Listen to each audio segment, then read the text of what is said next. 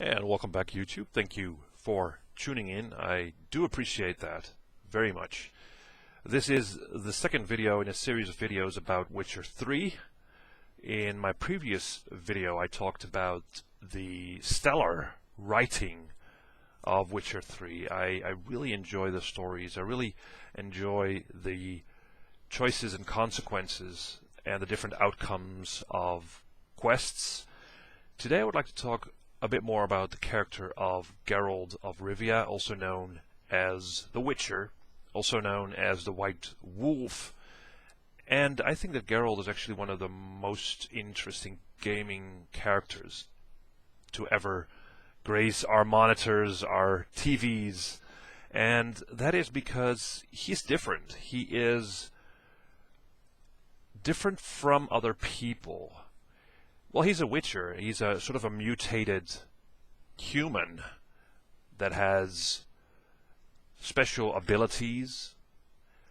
So he stands out, right? He looks different. He is more or less a mage in a way, because he has these powers. He has certain magic powers where he can influence the mind of enemies. He can create a shield around him.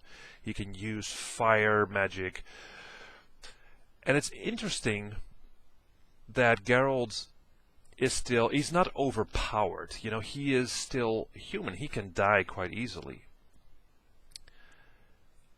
And what's even more interesting is that he's not accepted by other people, normal people, right?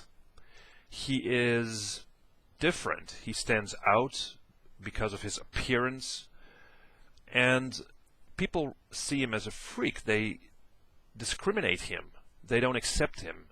And that's very apparent when Geralt rides his horse into a small town and people start talking about the Witcher, about his appearance. And for instance, they will say, "Oh, Witcher, don't take our children," and all that, because children are taken from people to the place where the Witchers are sort of trained.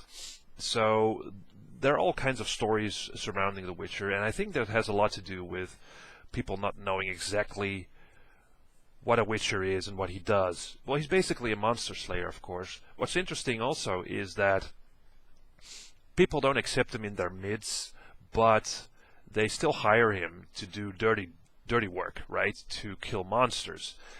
And looking at Geralt as a character, he seems sort of reluctant to do that. It doesn't give him pleasure doing the slaying of monsters, right?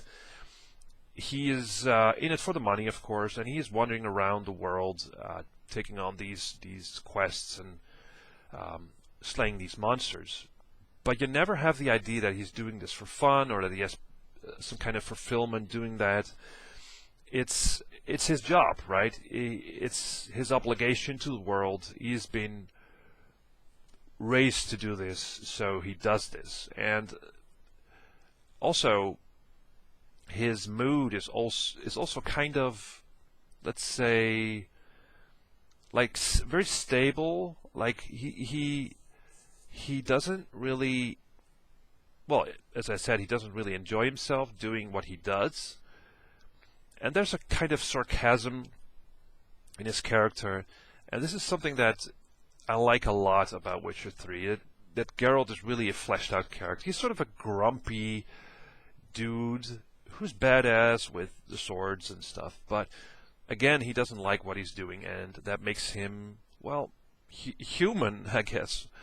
So, yeah, still, Geralt has some friends. You know, he has his buddy, the bard, and the dwarf, and of course he is good with sorcerers and witches.